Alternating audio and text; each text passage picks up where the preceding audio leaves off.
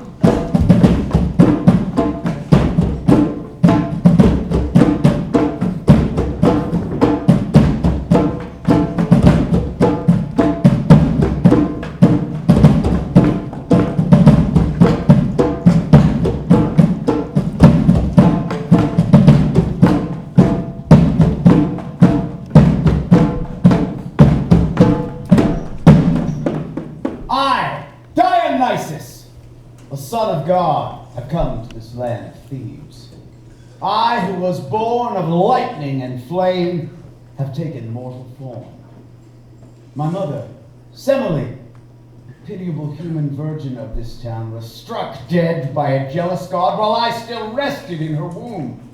She had committed no sin but to be loved by Zeus. Goddess Hera envied her for my mother's mortal beauty, outshone her own. And now you see what the goddess has done? Semele's home is left here a smoldering ruin. Zeus saved me from the flames, pulled me from the burning body of my mother, and nursed me within himself. Born of my father, I became a god. But here in my homeland, my name and cult are thought nothing of. My worship is neglected, and Semele's memory is blasphemed. My mother's sisters, the ones who least should, claimed that I, Dionysus, was not the child of Zeus, but that Semele had conceived a child from a mortal father, and ascribed the sin of her bed to Zeus. A trick of Cadmos, for which they boasted. Zeus killed her for having told a false tale about her marriage. For this reason, I have goaded them from the house in frenzy, and now they dwell in the mountains, out of their wits. And I have compelled them to wear the sacred garments of my mysteries. I fit the fawn skin tight to my body, and I take in my hand the fiercest, a weapon of ivy.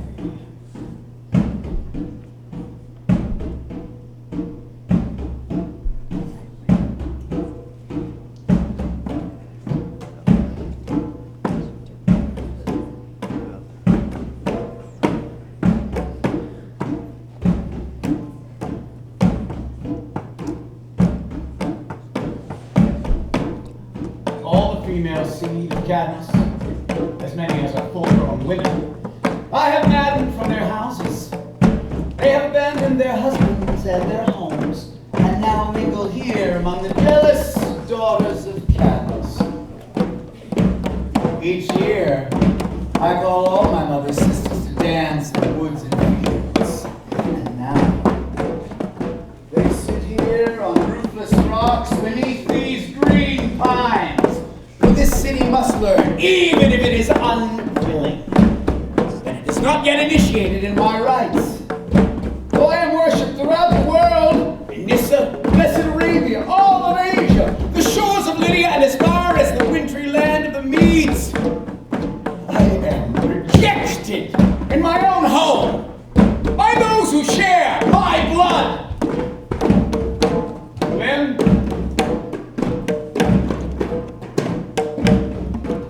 then, I must justify the case of my mother, foolishly accused by unjust men.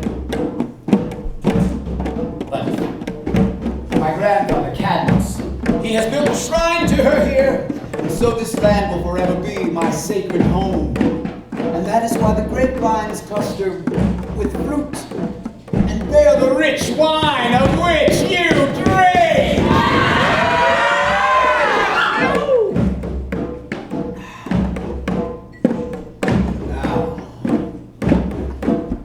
Cadmus gives honor to Pentheus, one of his other daughter's sons, and raises him up as king. But mad Pentheus fights against the gods and against my will. He drives away my sacrifices. Now, take the drums I have brought you from the land of Phrygia, and sing to them your own sweet, barbaric song. Circle the house of Pentheus, and beat them, so that all Cadmus' city may see. And beware, O Thebes, if you should drive my Maenads from your gates, I will join them in terrible battle. In carnage of my father, unavenged in my mother, I will be both curse and blessing to my people on earth, till all see Semele for who she was! From the east we come, swift as the river, down from the coals, swift to perform sweet labor for Bacchus. Who is in the way? Who is in the way? Let those in the way get indoors, and let everyone who comes with us make themselves pure, speaking praise to God. For I will celebrate Dionysus with hymns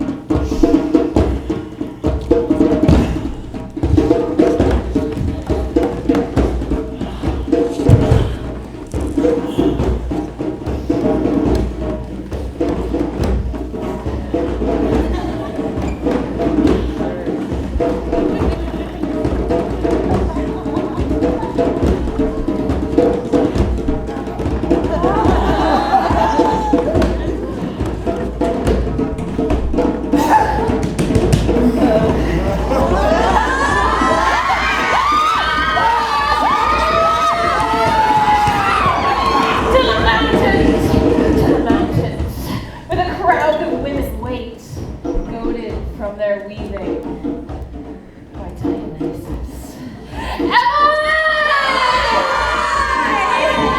Sacred chamber of the Corites, you holy Cretan caves, parents to Zeus, the Corybantes first invented for me, this circle covered with stretched out high.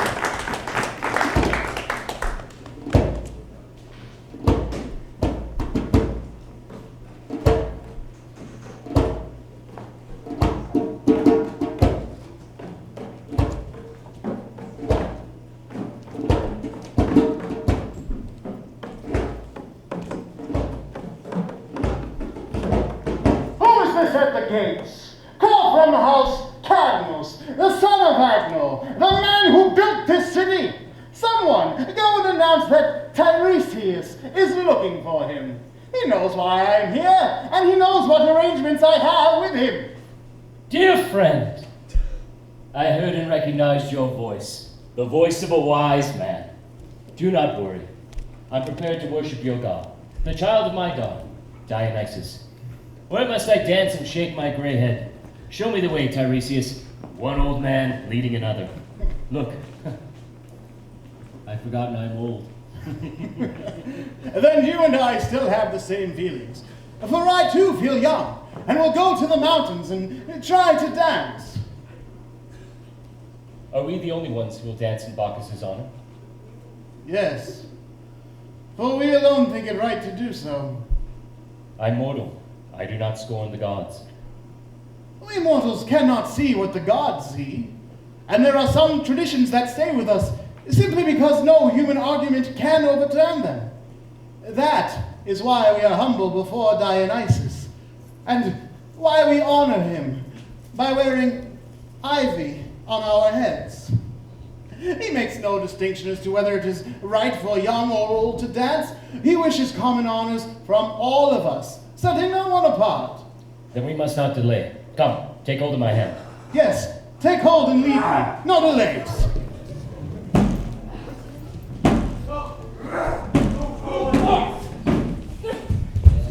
Since you cannot see the sight, Tiresias, I'll describe all to you. Pentheus, son of Ancient, to whom I gave control of this land, is coming to this house in great haste. How angry he looks. What new matter did they tell us?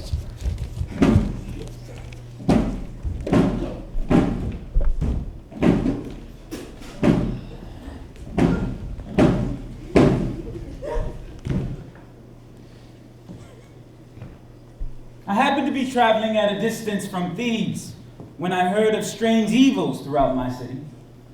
That the women had left our homes and contrived Bacchic rites, and rushed about in the shadowy mountains honoring with dances this new deity, Dionysus. Whoever he is, I have heard they each creep off different ways into secrecy to serve the beds of men, saying they are Maenads, worshipping Aphrodite even before Bacchus. Many of these women I have caught, and I have bound their hands. Those who are absent, I will hunt from the mountains. Just as my cousin Actaeon once hunted Artemis, I will discover them wherever they are. Look! Now that their hands are bound in iron fetters, their witches' dance is over. But oh yes, they told me some stranger has come among them. A sorcerer, perfumed, with lustrous curls and wine-dark eyes that carry the graces of Aphrodite. He is with these young girls day and night, alluring them and stirring them to enact their joyful mysteries. If I catch him within this house, I will stop both his noise and the shaking of his hair by cutting off his head. If he claims that Dionysus is a god, claims that he was once stitched into the thigh of Zeus, or that Dionysus was burnt up by the flame of lightning with his mother for falsely claiming a marriage with Zeus, well, is this not worthy of death by beheading? For a stranger to insult me with these insults, whoever he is.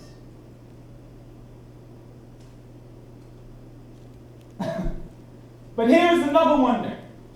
I see Tiresias, the soothsayer, and Fawnskins, and my own grandfather, raging about with the fists.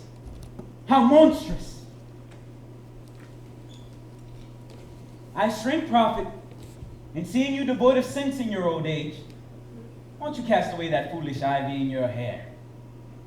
Grandfather, will you not free your hand of this thesis? Did you persuade him to this, Tiresias?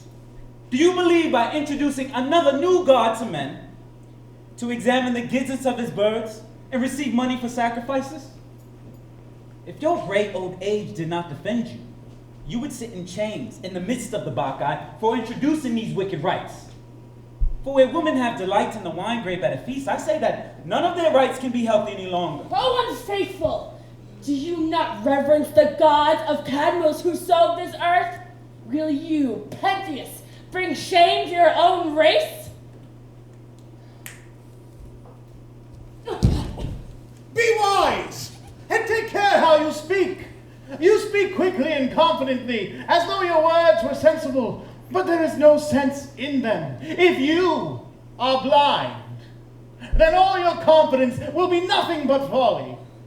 This new god, who you so easily offend, I cannot tell you how great he will be throughout all Hellas. There are two things, young man, that everyone must remember. First of all the gods is the goddess Demeter, for she is the earth. And call her whatever name you wish, she nourishes us mortals with her food. But another god came after her, the child of Semele, and he discovered a match for Demeter's gifts. He gave wine to us mortals. It delivers us from grief, grants us sleep, and a means of forgetting our troubles. Nor does there seem to be any other cure for the hardships that we mortals must endure. It is this God we drink when we partake of wine, and we pour him out in offering to the other gods, so that by his means men may have good things. And you laugh and question his birth. Never forget, Zeus snatched him out of the lightning flame himself and led him as a god to Olympus. Hera would have banished him from the sky, but Zeus protected the child and appeased the goddess. Pentheus, beware, for this god is a prophet, and Bacchic revelry and the madness of wine have in them much prophetic skill. Whenever this god enters the body in fullest force, he makes the foolish speak the truth, and the frantic foretell the future. Pentheus.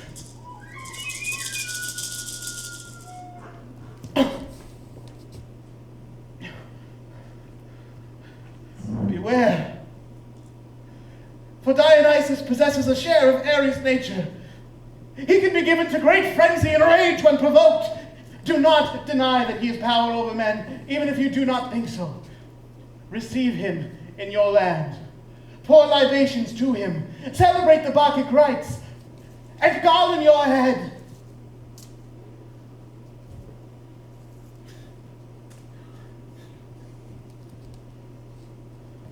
As for the rites of Aphrodite, Dionysus cannot compel a woman to do what is not in her nature to do. She who is virtuous will not be corrupt. Do not fear it. Old man, you offer your gift to prophecy and do not shame Phoebus, your master. Your words honor Dionysus, a great god. My child, Tiresias has advised you well. Dwell with us, not apart from this worship. For now you flit about and act without thinking. Even if, as you say, he is not a god, call him one. Tell a glorious lie, so that Semele might seem to have borne a god, and honor come to all our race. You see the wretched fate of Actor, who was torn apart by his own bloodthirsty hounds, for having boasted that he was superior in the hunt to Artemis. May you not suffer this. Come, let me crown your head with ivy.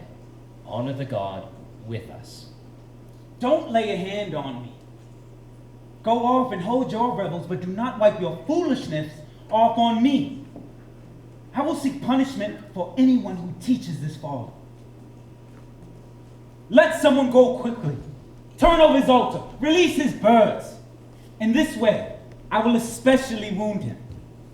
As some of you hunt throughout the city for this effeminate stranger who introduces these holy perversions to our women and pollutes our beds, if you catch him, bring him here bound, so that he may suffer the punishment of death by stoning.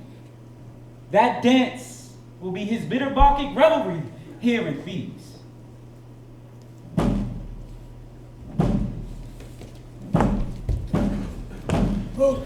Oh, wretched man! How little you know of what you are saying! You are mad now! And even before this, you were out of your wits. Come, take my staff, Cadmus. Support my weight. It would be shameful for two old men to fall now. Let us go and entreat the god on behalf of that man and on behalf of this city to do no ill. Oh, I fear what will come of this. It may awaken the savage heart of the god. Mind you, I speak not from prophecy now, but only judging by the state of things. When a foolish man speaks such foolishness, evil must follow.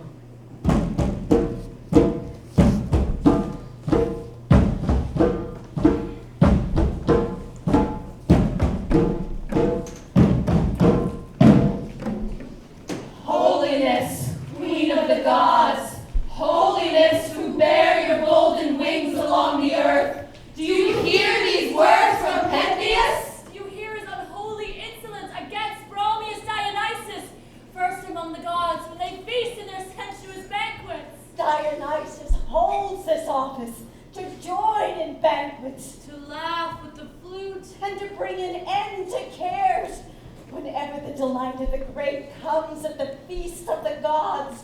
And in ivy-bearing banquets, the goddess sheds sleep over men. Misfortune comes as a result of unbridled mouths and lawless folly. But the life of quiet and wisdom remain unshaken and hold houses together.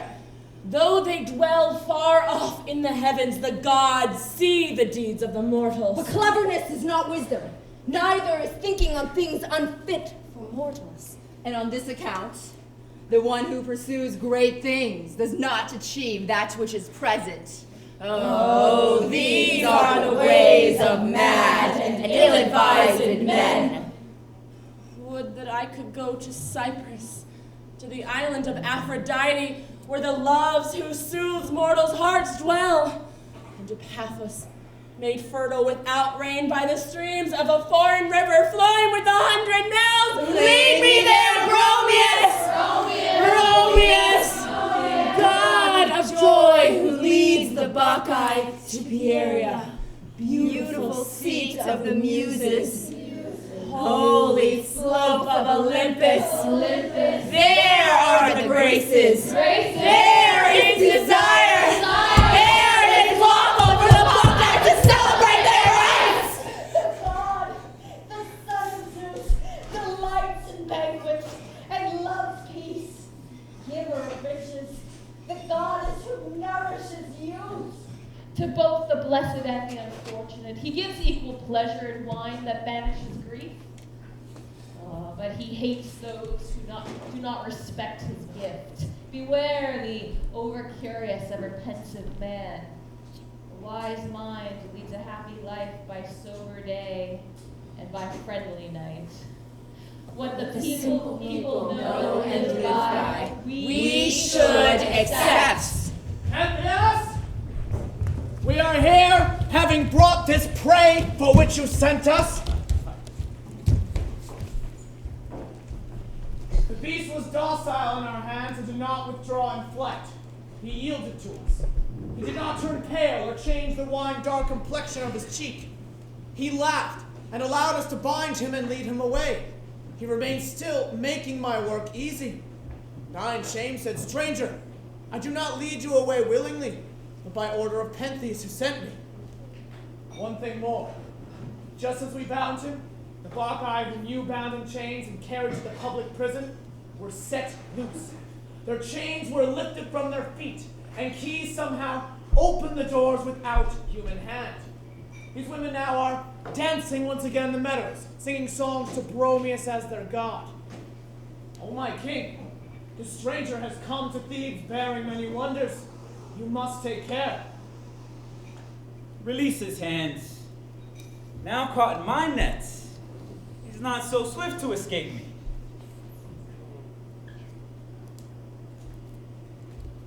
Look at him.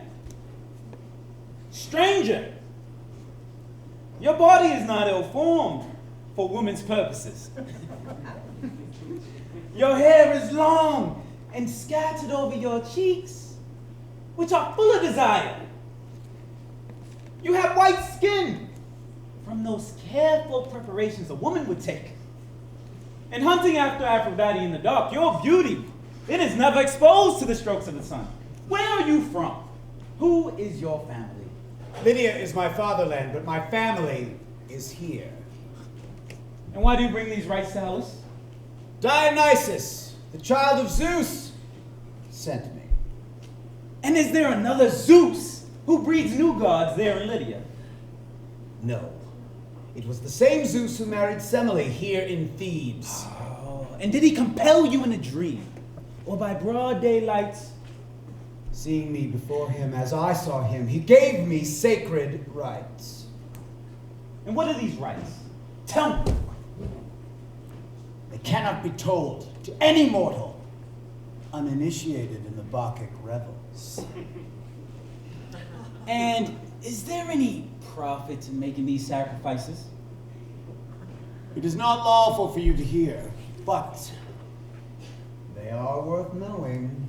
Oh, you have baited me very well in this. I desire to hear.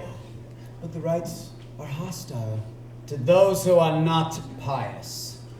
So you are saying you saw this god face to face? He appeared before me as he wished to appear, and of his own accord. I did not order this. Again, you divert my question well, speaking mere nonsense. One may seem foolish if one speaks wisely to an ignorant man.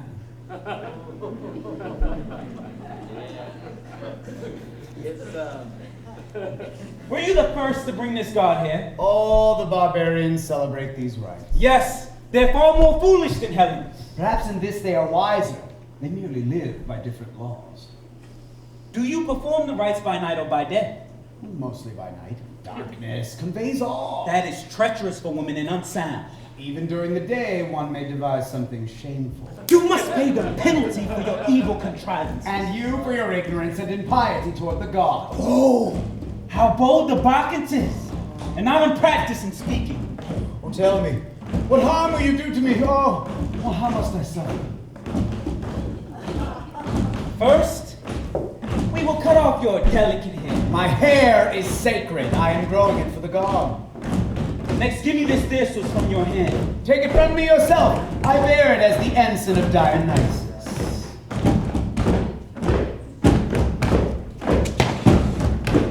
We will guard your body within.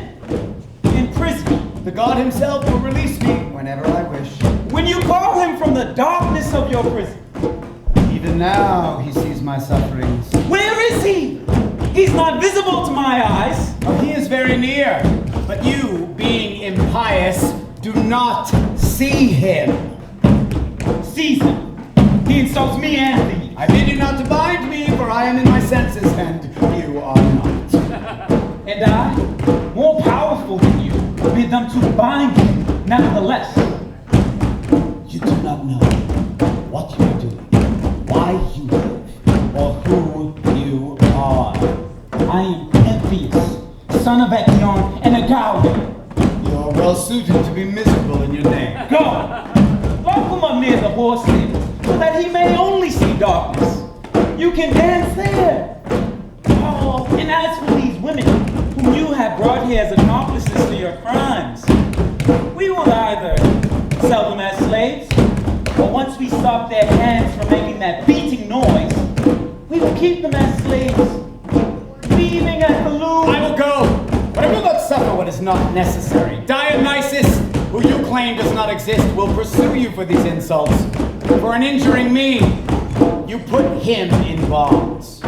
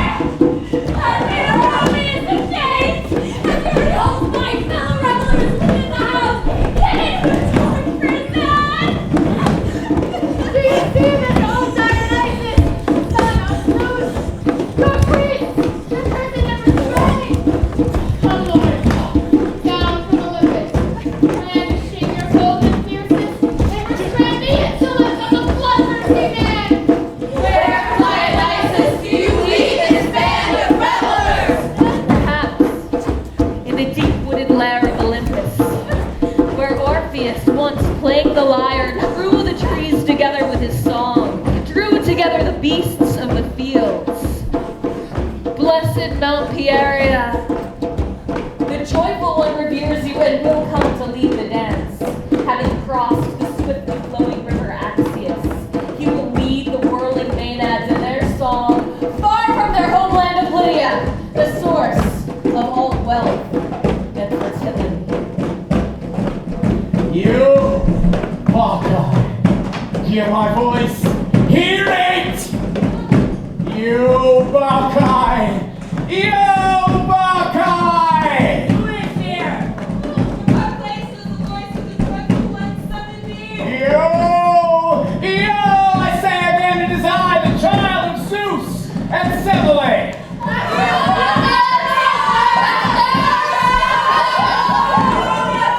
Break the world's plane, Mother Earthquake!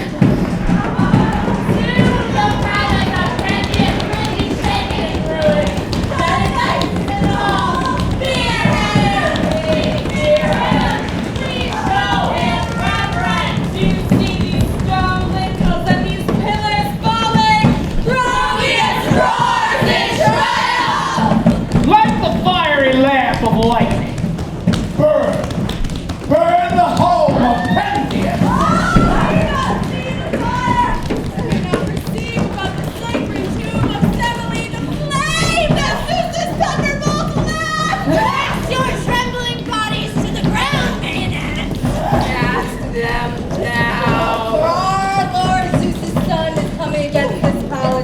Turning everything upside down.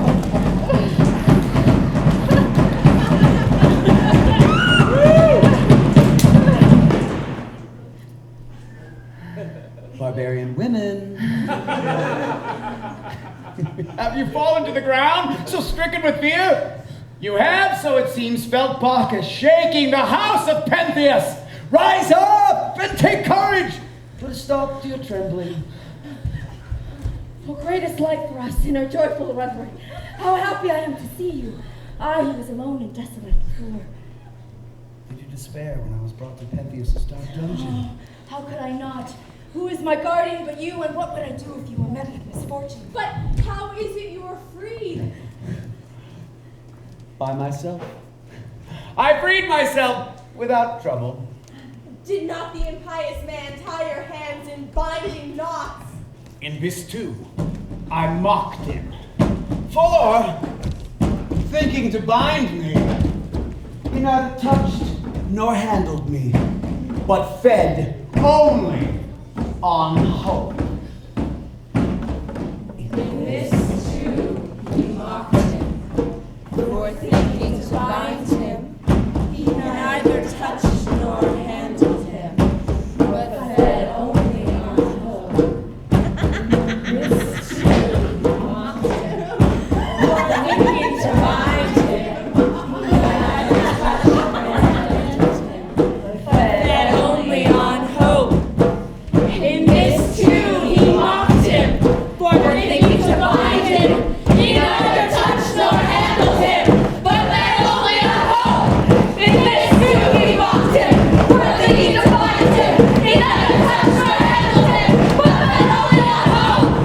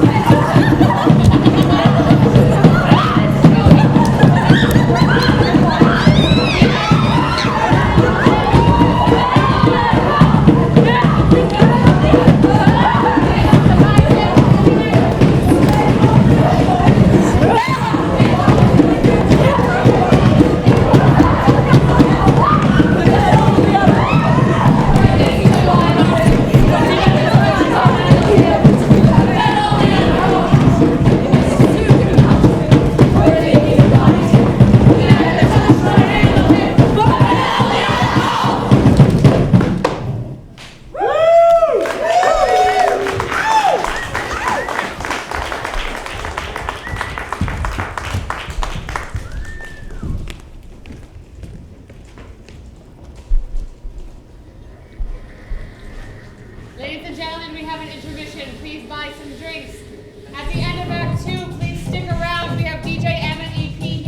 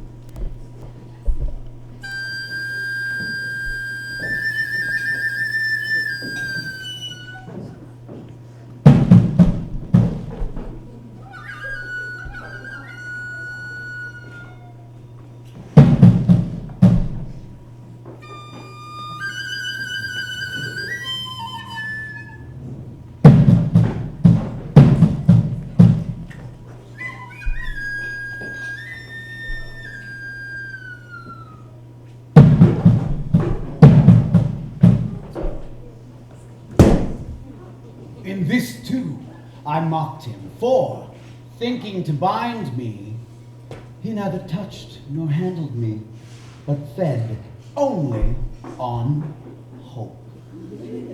Pentheus found a bull by the stable where he took and shut me up, and threw shackles around its knees and hooves, breathing out fury, dripping sweat from his body, gnashing his teeth in his lips. But I, being near, sitting quietly, looked on. Meanwhile, Bacchus came and shook the house and kindled a flame upon his mother's tomb. When Pentheus saw this, thinking that the house was burning, he ran here and there, calling to all the servants to bring water, and every slave was at work, and all in vain. Then he dropped his labor, for I had escaped. But, snatching a dark sword, he rushed into the house, for I believe that Bromius had created a phantom for him there in the courtyard. Pentheus kept rushing at the stabbing air, shining and stabbing as though he was slaughtering me. Meanwhile, Bacchus inflicted other damage on him. He knocked his house to the ground, and everything was shattered into pieces, while Pentheus could only see the bitterness of my broken chains. From fatigue, he dropped his sword, exhausted. For this man had dared to join in battle with a god. Now, I have left the house and come to you with no further thought of Pentheus. But I think at any rate, I hear the tramping of feet inside. Oh, he will soon come to the front of the house. I wonder what he will say after all this. I think I shall bear easy with him, even if he comes boasting again, for it is always the part of a wise man to practice restrained good temper. I have suffered terrible things. The stranger has escaped me. Here is the man. What is this? How is it you appear in front of my house? Stop and put a stop to your anger. How have you escaped your chains and come outside?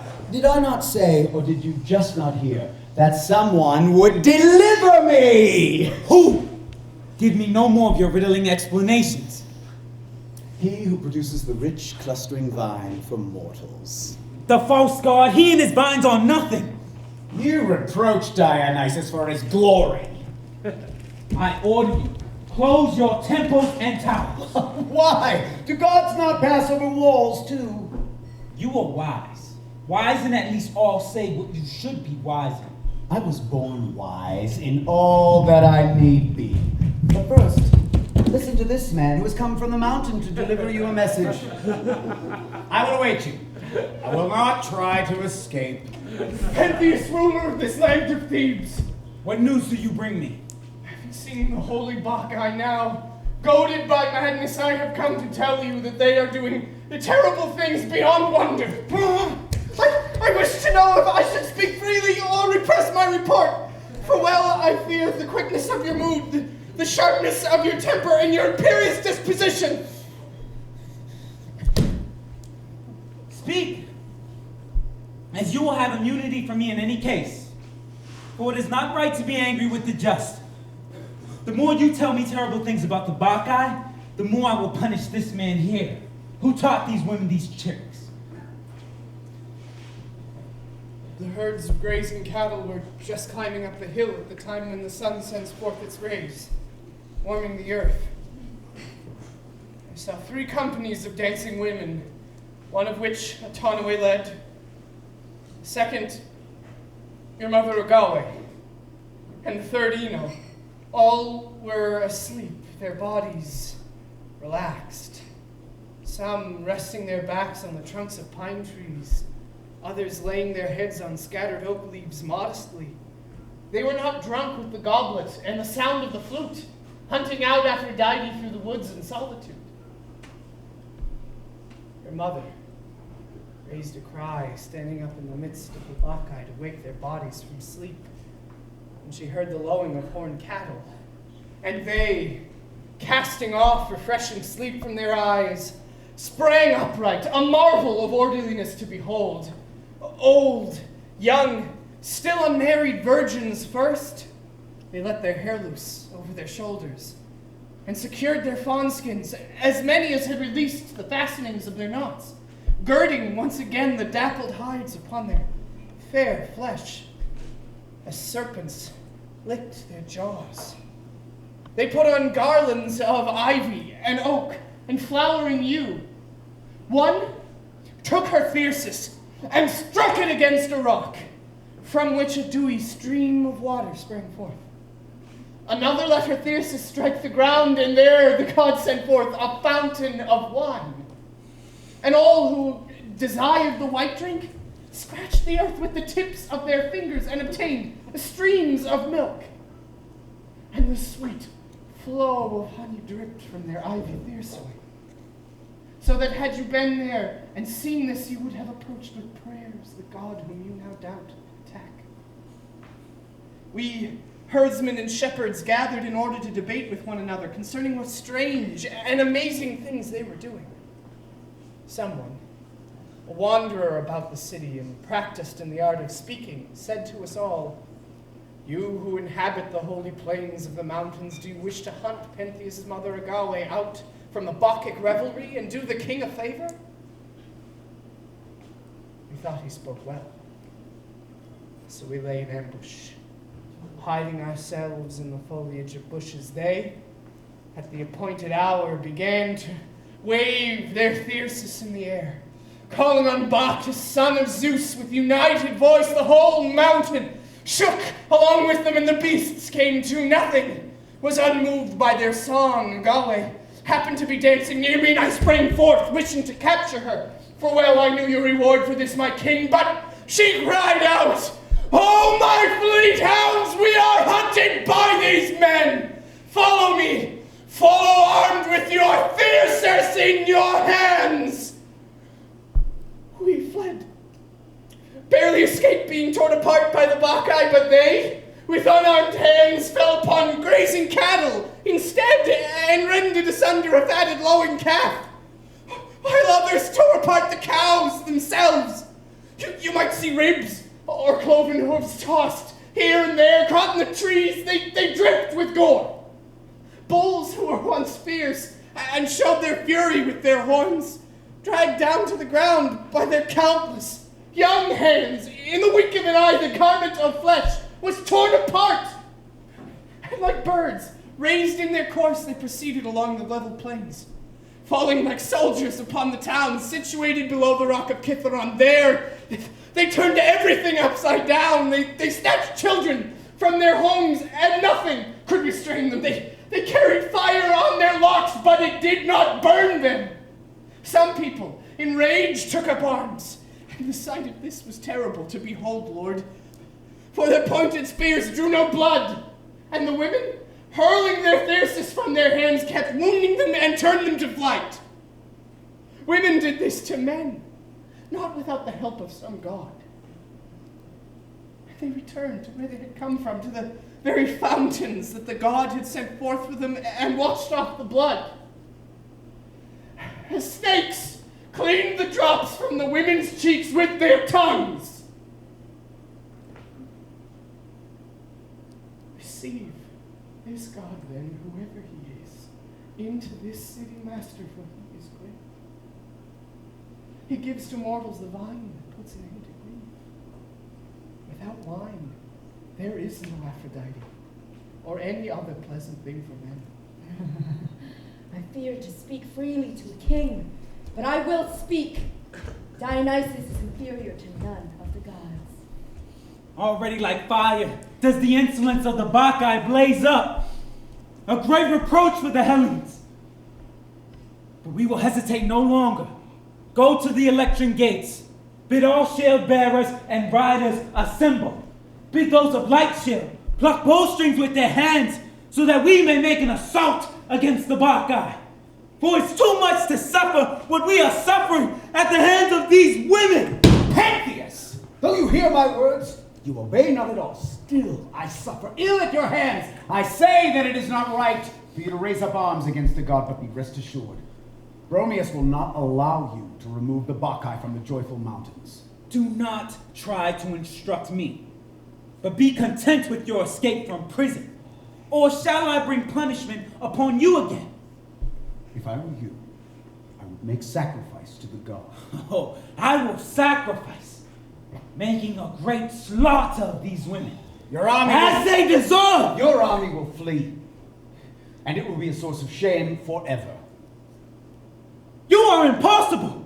Neither suffering nor punishment will keep you quiet. My friend, there is still half a chance to make things good again.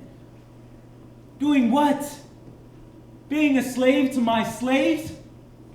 Without weapons. I can bring the women here. You are contriving some trick against me. I wish to save you by my contrivances. You have devised all this so that you can keep your revels attended forever. That I did. That is as the god wishes. Bring me my armor! And you, stop your talking!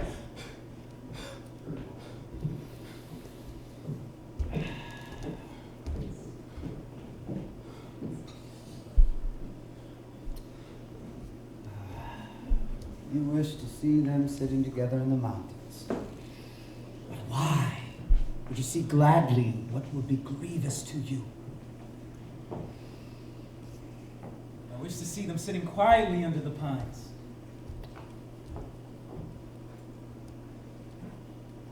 They will track you down, even if you go in secret. You are right.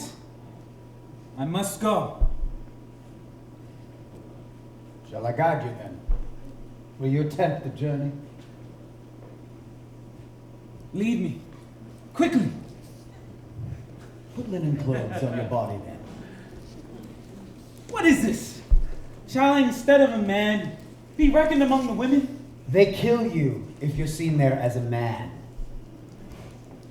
You are right. How wise you have been all along. Dionysus taught me these things fully. How can I do this? I will dress you. In what clothing? Female? But shame holds me back. Do you wish to see the Maenads? What clothing shall I put on my body? You will wear a woman's robe down to your feet and a headband, as the Maenads do. And what else will you add to this for me? You will carry a thyrsus in your hand and wear a dappled fawn skin. But no! I cannot put on a woman's dress. Well, you will shed much blood if you join in battle with the Bacchae. True. We must go and spy first. This is at any rate wiser than hunting trouble with trouble. Anything is better than to be mocked by the Bacchae. Yes. Now go in. Put on your garments. I will obey your counsels.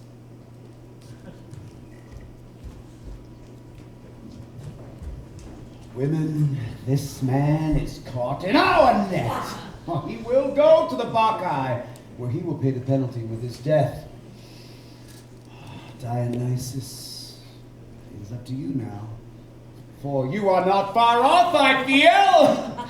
Let us punish him. First, send him out of his wits. Send upon him a dizzying madness. If he is of sound mind, well, he would not have consented to wear women's clothing, but driven out of his wits, he will put it on. I want him to be a source of laughter to the Thebans, led through the city in women's guise, after making such terrible threats in the past. But now, I go to fit Pentheus in the dress he will wear to the house of Hades, slaughtered by his mother's hands. He will recognize the son of Zeus, Dionysus, who is a god, both kind and terrible.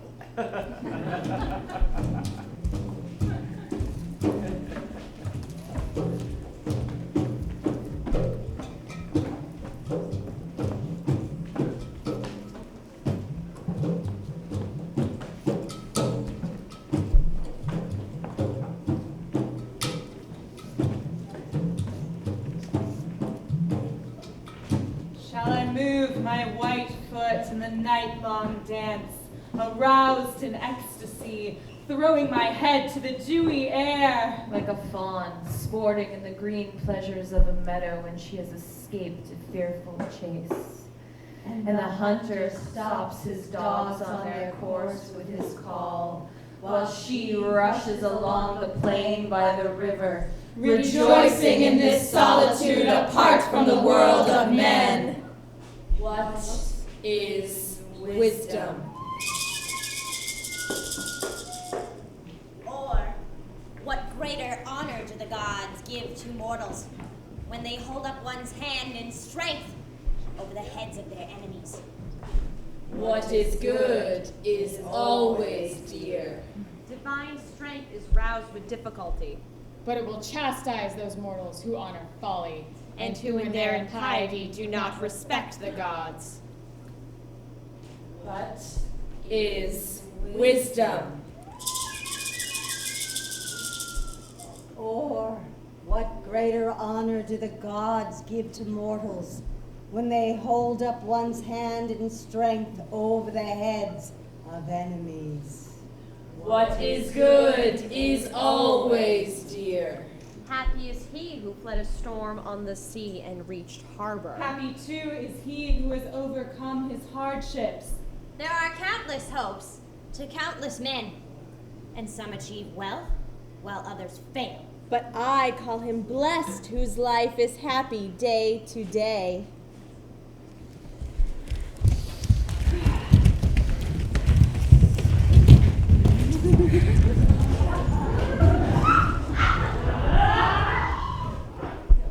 You who are eager to see what you ought not to see, and hasty in pursuit of what ought not to be pursued. I mean you. Pentheus, come forth before the house and be seen by me, wearing the clothing of a woman.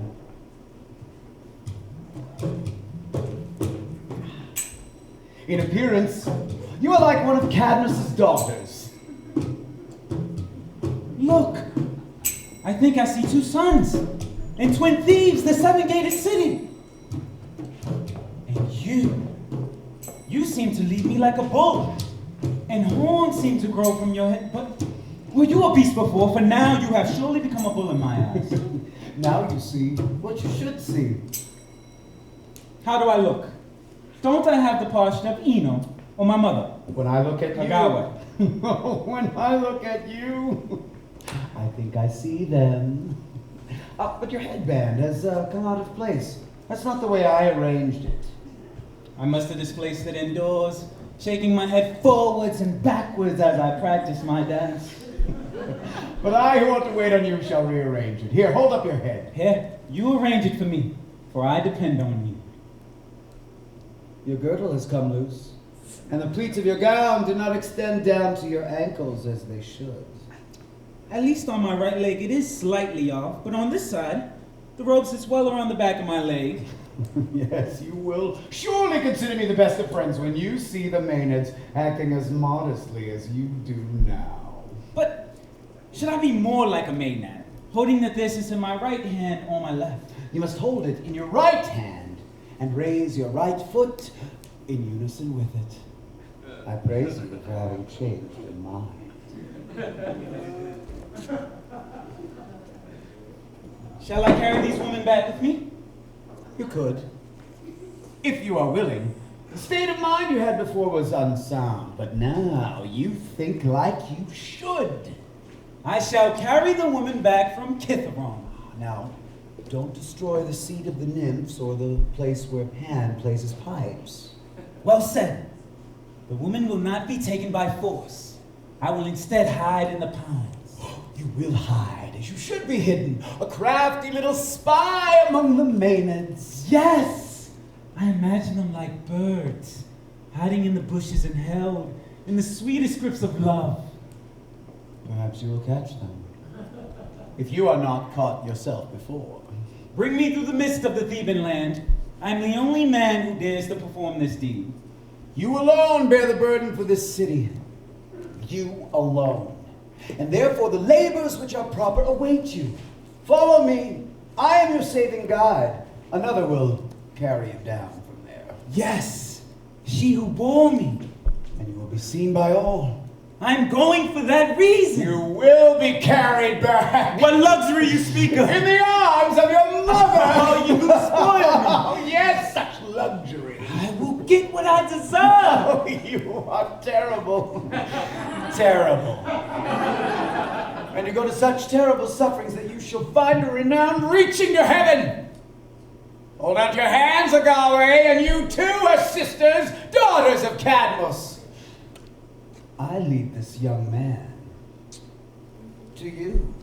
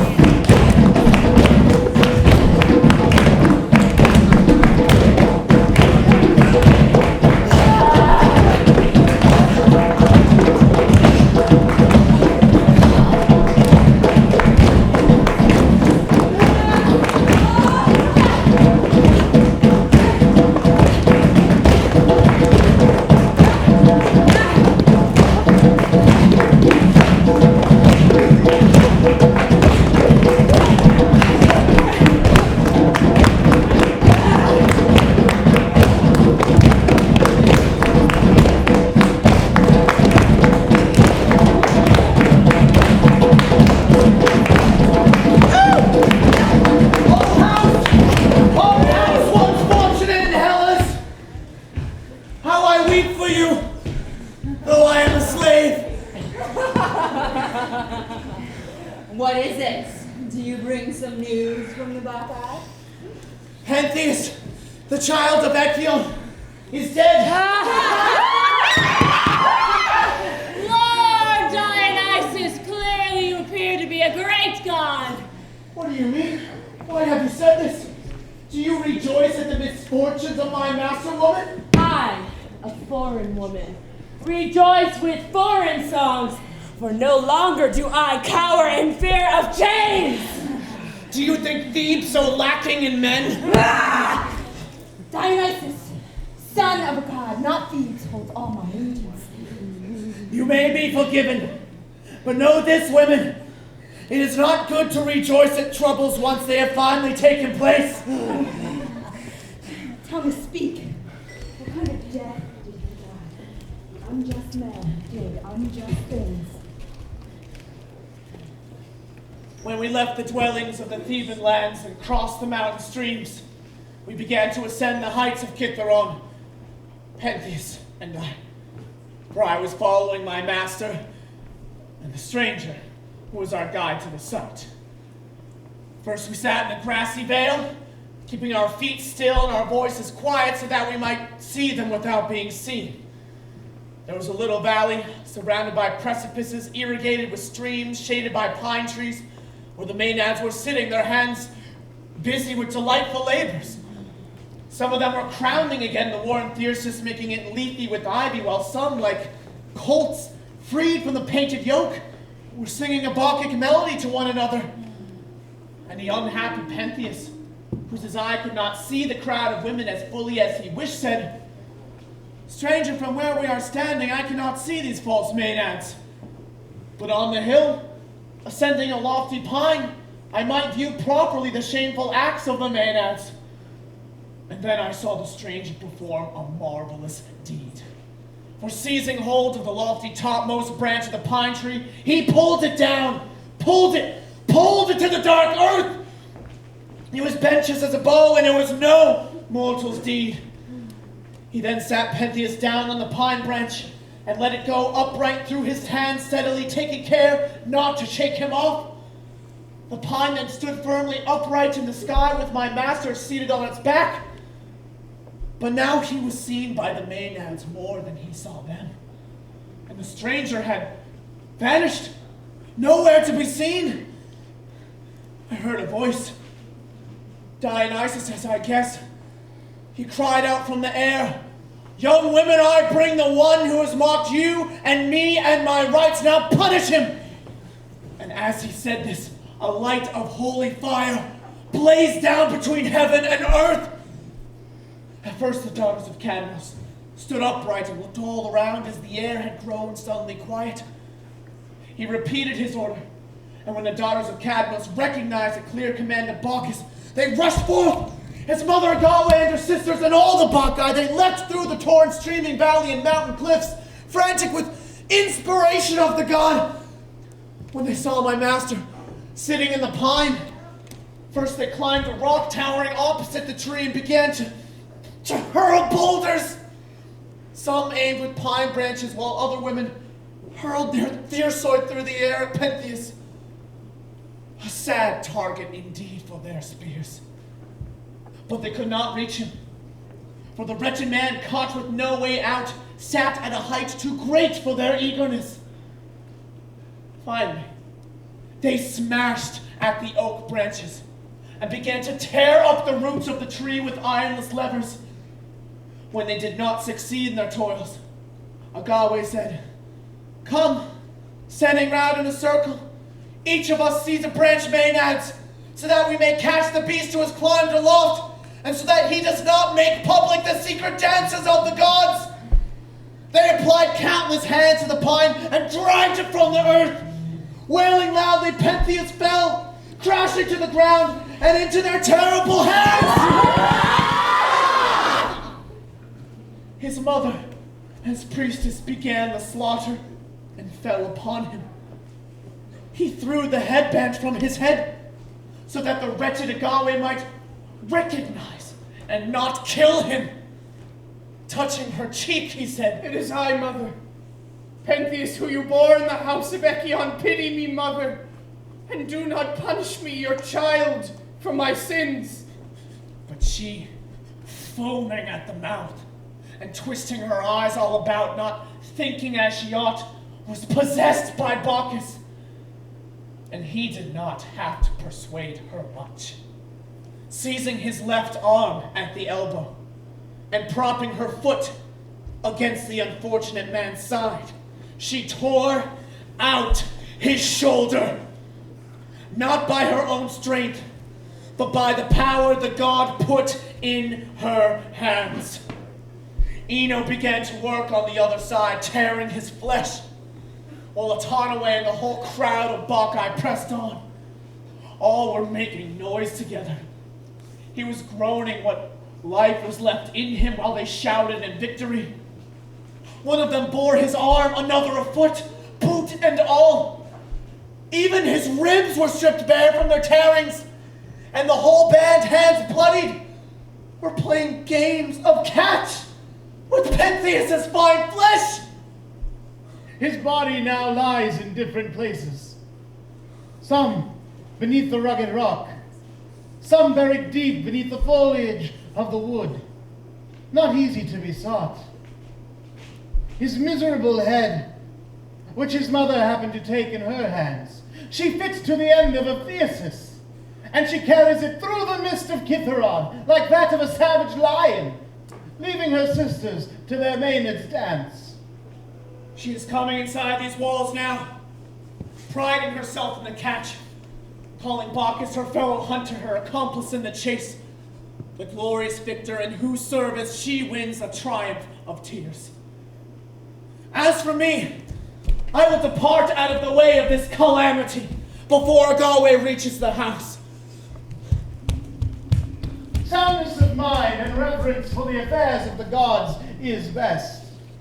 And this, I think, is the wisest possession of those mortals who adopt it. Let us honor Bacchus with a dance. Let us raise a shout for what has befallen Pentheus, descendant of a serpent, who assumed female attire, and the wand, the beautiful Thyrsis, certain death! Cadmean Bacchae, you have accomplished a glorious victory, but one that brings woe and tears. It is a noble contest indeed, but to cover one's dripping hands with the blood of one's own son? But I see Pentheus' mother, Galway, comes home, her eyes contorted, given by God of joy. Asian Bacchae. Asian Bacchae! Why do you call us and excite us so? I am bringing home from the mountain a freshly torn piece of a most blessed prey. We see it, and we will accept your sacrifice. I caught this young wild lion cub without snares, as you can see. We see. Slew him. Who struck him? The honor is mine first. I am called Blessed in Galway, blessed in the rebels. Who else? Cadmus. Cadmus? But why Cadmus? Our father should be honored, for it was his daughters who took hold of this beast after me. After me! Honor then the house of Cadmus! Hurry, share in this feast with me. What? Should we share in this feast, wretched woman? The bull is young. His cheek is just growing downy under its soft-haired crest. Yes. His hair looks like a wild beast's. Soon, the Cadmeans. And your son Pentheus, too. Will praise his mother for having caught this lion-like prey. Are you joyful? Yes, proclaim it! I have done great and notable deeds on this hunt. Now show the citizens, wretched woman, the prize that you have brought to victory. You, who dwell in this fair-towered city of the Theban land, come, see this prey which we, the daughters of Cadmus, have hunted down, not with javelins or with nets, but with the fingers of our white arms. Huntsmen, boast in vain for the work of their spear makers. But we caught and tore apart the limbs of this prey with our own hands. Where is my own father? Let him approach. And where is my son Pentheus? Let him take a ladder and raise its steps against the house so that he can mount upon the palace's face this lion's head which we have caught and brought here. Pain. Pain past measure. Pain that is penance. Follow me and bring the miserable burden before my home.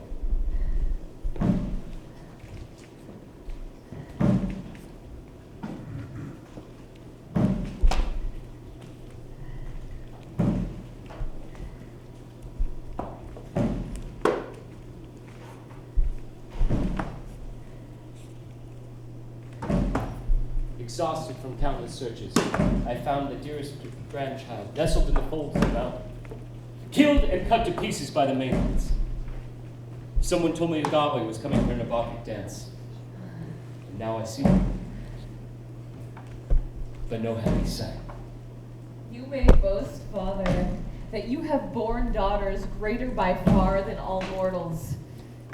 I mean all of us, but myself especially, who has left her womb and gone on to do such things, to catch wild animals with my own hands, and having caught him to carry the spoils to you, to hang in your house in honor.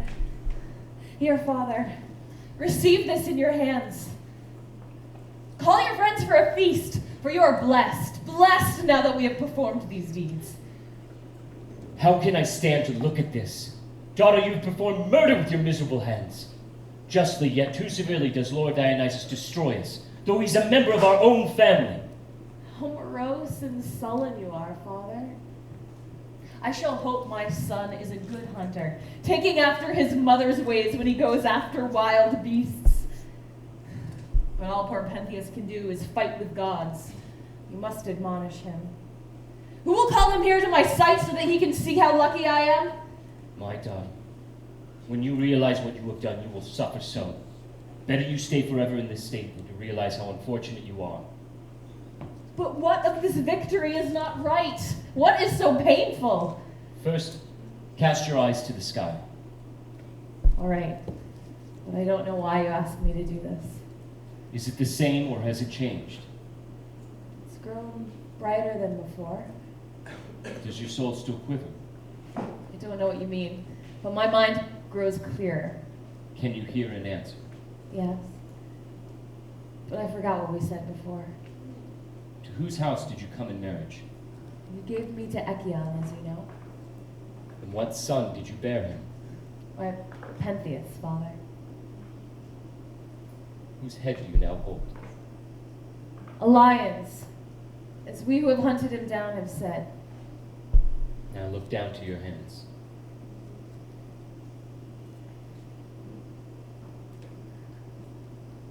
What is this I hold in my hands? Look. I see. The greatest grief a mother could see. No, it's not Pentheus. Yes. Who killed him? How did he come to be in my hands? Tell me. You and your sisters killed him. Where did this happen? In the woods, where Actium was torn apart by his dogs. Why did this ill-fated man go to the mountains? He went to mock your god and your worship, and you were mad. And the whole city was frantic with Bacchus. Dionysus destroyed us? Being insulted with insolence, for you denied he was a god. Where's the body of my child, Father? I traced it and brought it back here to you. Why has my child suffered for my sins? He, like you, did not revere the god. See this offspring of your womb, wretched woman?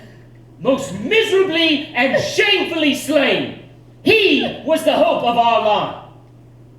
But now I, Cadmus, who sowed and reaped a most glorious crop, the Theban people, will be banished from my own home without honor. dearest of men. For though you are dead, I still count you among my dearest children. No longer will you embrace me, calling me grandfather, touching my chin with your hand, saying, "Who wrongs you, old man? Who dishonors you? Who vexes and troubles your heart? Tell me, Father, so that I can punish the one who does you wrong."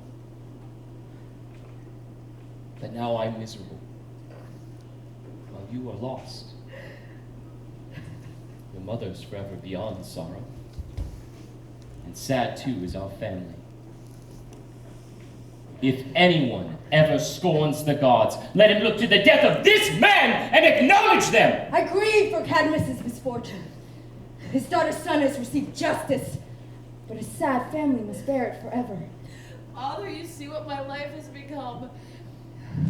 I think I will change you into a dragon, grandfather. And your wife, Harmonia, daughter of Ares, shall become a serpent, and you shall both be driven across the land for many years. But do not worry. Ares will protect you for Harmonia's sake, and he will settle both your lives in the land of the blessed. This is what I, Dionysus, born not of a mortal father, but from Zeus, say. And if you had known how to be wise when you did not wish to be, you would have acquired Zeus' son as an ally, and you would be happy now. More. Dionysus, no more, forgive us! Too late, you have learned this too late, you did not know it. But You now should we have. do know. Now we do know. You've gone too far. Do you think it is a small thing to insult a god? Gods should not behave as mortals in their anger. My father Zeus approved this long ago. My child, there's nothing left for us here to leave this place, to go into exile. My father, must I be forever lost to you too? Why do you embrace me with your miserable hands? Go now to the land of Aristaeus. I grieve for you, father. And I for you, my child, and your sisters. Terribly has Lord Dionysus brought misery to our home. Yes! For I have suffered terribly at your hands. My name not being honored in Thebes. Farewell, my father. Farewell, my daughter, though I do not know how you've been fed well. I will go where the accursed mountains of Kithron will not see me, nor will I see Kithron with my eyes. Come, my sisters. We must go to exile.